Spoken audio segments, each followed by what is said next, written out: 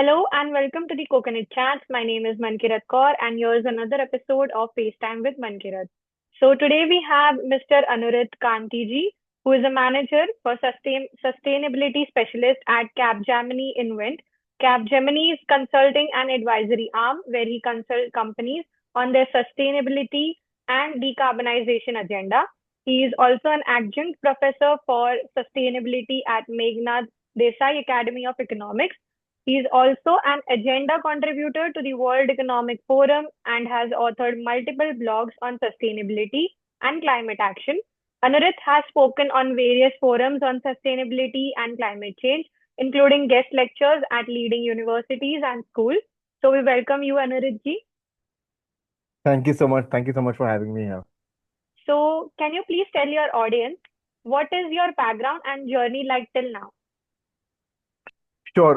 So my past, for the past decade, I've always been in the sustainability and climate change space. It started when I did my master's in Ashoka. It was a master's in liberal arts with a concentration in environmental economics. So I got Okay. academically oriented towards sustainability and climate change.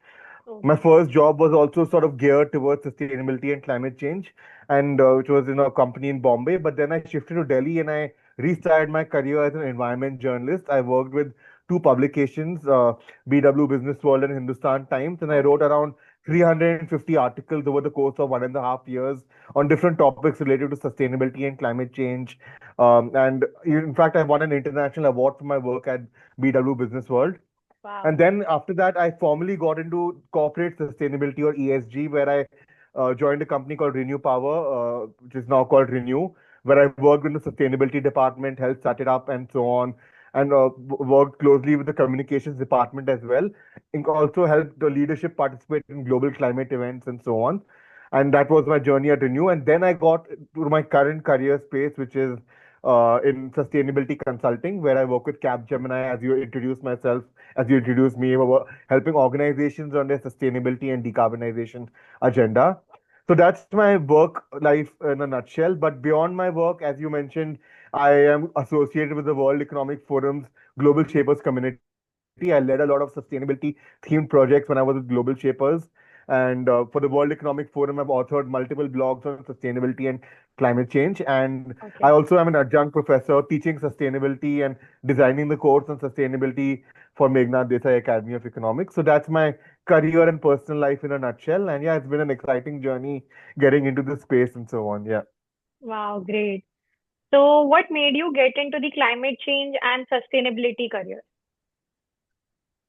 So yeah, Mankirat. So as I mentioned, it was of course my academic life, which was when I did my masters in sustainability. It was a masters in environmental economics, Yeah. but that's when I learned about what climate change actually implies. Climate change, sustainability, these are all buzzwords you keep hearing, but what it actually implies on an on-ground level. And the thing is, sustainability, people assume that it's about just environment and so on, but sustainability is a lot to do with the social aspect as well. It's about the people aspect of sustainability as well. It's about ensuring climate justice. It's about ensuring people are not poor, that poverty is eliminated. Yeah. There's gender equality, that there's education, there's health access. So these social dimensions of sustainability also interested me a lot. And yes, of course, I did my thesis on a topic called green credits, which was about how to incentivize sustainable development and help through awarding of green credits, which is now a formal government program. So that also got me really engaged with the sustainability world. And yeah, throughout my career, as I learned more and more, and until now, I can say that I'm not no expert in sustainability. It's a continuously evolving process. But as I learned more when I wrote as an environment journalist, 350 articles, and I still write right now, you learn more when you research. You learn about what different problems in different regions are. That you learn that for something like a sustainability challenge to be resolved, it's not just one country which can do it. It's a global cooperation thing. So how enormous the problem is, and how much cooperation the problem needs to be faced is something which really intrigues me. That it's a collective challenge. It's something everyone is going to be affected by, and that Yeah. is something which really made me want to choose this as a career. And I continue to sort of learn more, and I hope to evolve more sustainability and Sure. climate change professionals Yeah. going forward. Yeah. Okay. And how can you influence other people to choose this career path? That's a good question. So, um, first thing is through what I said. I mean, once you tell people that this is not, you tell people that this problem requires cooperation from everyone to be solved, and this is not something one individual or one city or one organization can do. You require a lot of people to work together. It requires a systemic change to be solved. So that is one way to influence people in terms of just telling them that this is an integral problem. We are already in the red zone when it comes to climate change, where we are seeing Yeah. the effects of climate change very visible in Yes. today's world, whether it's extreme weather events, rising temperatures, floods, and so on. So we are seeing these problems on a daily basis. So that is one way you tell people that this is not a future problem. This is a problem right now we're Right facing. now. The other way, which I think is a good way to influence people to get involved in sustainability, is that you tell them that no matter what paths you want to take in life, no matter what you have studied in life, or no matter what career you started with in life, you can join the sustainability space. It's not a Yes. space which requires a very specialized sustainability education. You can be a lawyer, you can be a writer, you can be a scientist, you can be an economist, and still work towards the goal of a sustainable development. So trying to influence people to tell them that no matter what path they take, they can still work towards sustainability, and it's not something which requires a special sort of education or special. Of course, I'm saying specializations and all help when you are in this field, but it's something because of how universal the problem is. You can be in any career, any profession, you can have any academic background and still contribute meaningfully in a career for sustainable development. So that's another way I would say how you can influence people to join a career in sustainability. And I actively sort of mentor people in trying to get into this field and how they can get a career in this field. Yeah. So if your audience members want to try to get in touch with me to get into this field, I would be really happy to have a conversation with them. Okay. And what are some challenges you have faced in your career? So one primary challenge is that, which is a general problem, and then now I think that problem has sort of increased in recent times. In fact, post the pandemic, it was not a problem where sustainability awareness is sort of low. People do not consider sustainability as something like even companies and organizations are now moving away from investing in sustainability. They don't think investing in sustainability is going to yield them any benefits. So as a consultant, sometimes it's very tough to get projects from companies for sustainability. As an environment journalist, again, people I mean, what you do as an environment journalist is basically try to spread awareness.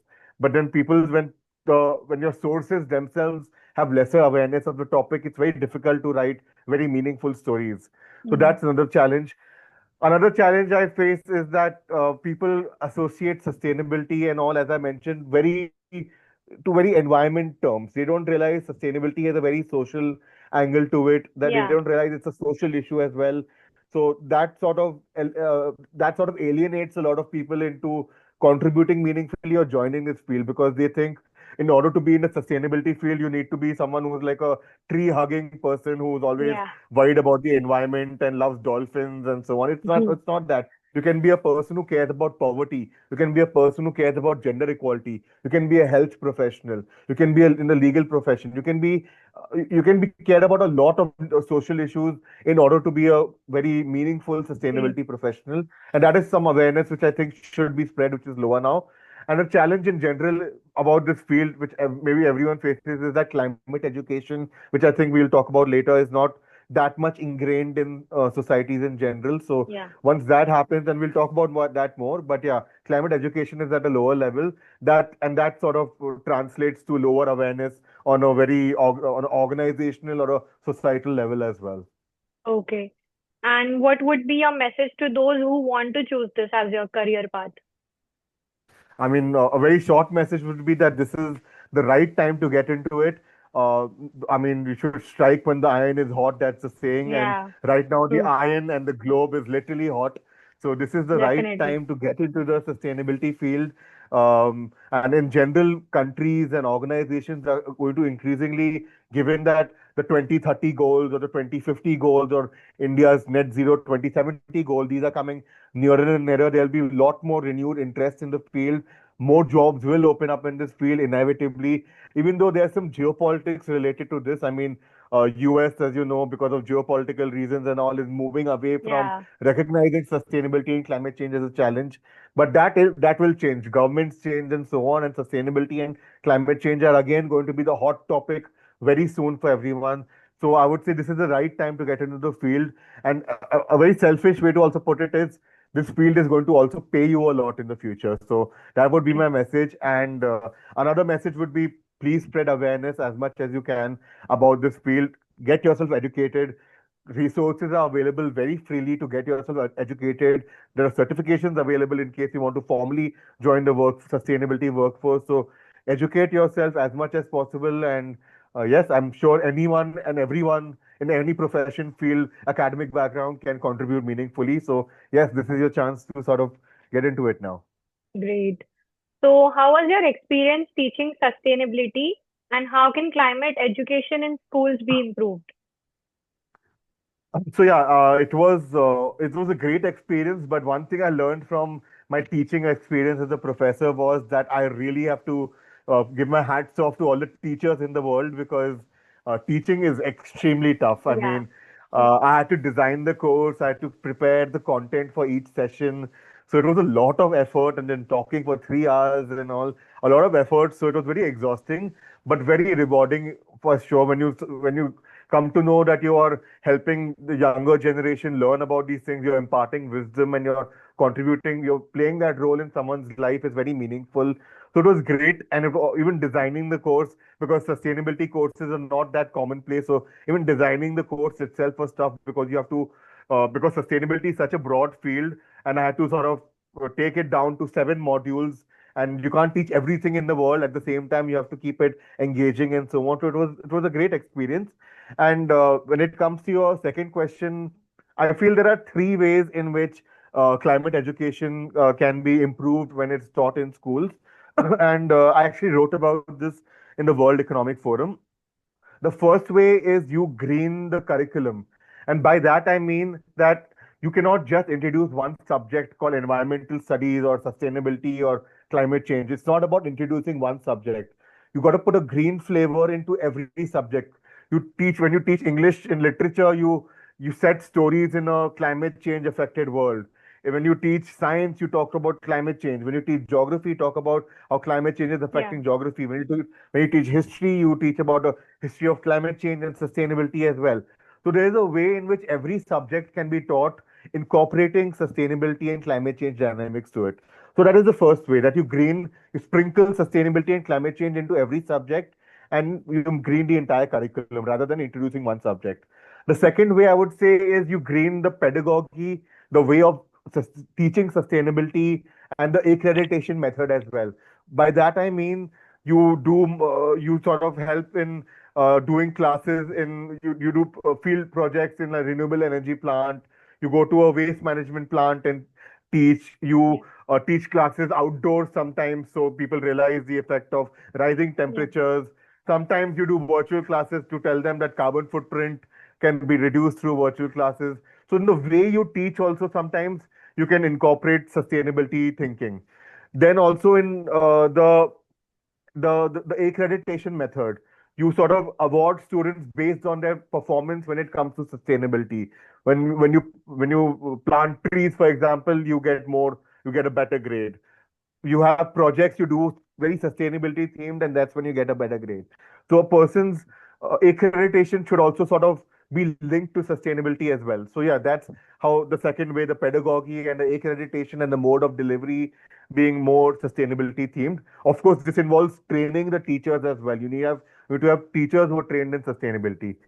The third way, which is very important, I think, in how to improve climate education in schools is you actually get people who are on ground sustainability practitioners, whether it's a sustainability consultant, whether it's a environmental lawyer, whether it's a climate change scientist, whether it's someone else who's working on ground in the sustainability field, but in different professions. yeah, You get them to actually teach sustain you to give guest lectures and all, So students can learn that no matter what paths they take, whether they're interested in history, maths, science, law, whatever, they can still have a future in sustainability. So you get people from different fields of sustainability to come and give guest lectures. So students have that confidence that they can take any path and still be someone who contributes meaningfully towards sustainability. So yeah, those are my three ways. Sorry, I rambled on a bit because I'm very passionate No, about no, climate no education. problem. That is Yeah, completely like I feel it is really wonderful that you're doing this thing right now and you are making awareness about this thing because it is a high time. Like it is the need of the hour now. So it definitely. was, yeah, it was really amazing to have you today, Anuritji, and thank you really so much for your precious time. And we really want this thing, yeah, that thing that you're doing, everyone gets aware of it and everything gets well in future. Thank you so much for being here today with us. Thank you, Mankira. It was a pleasure being here. Thank you. Thank you.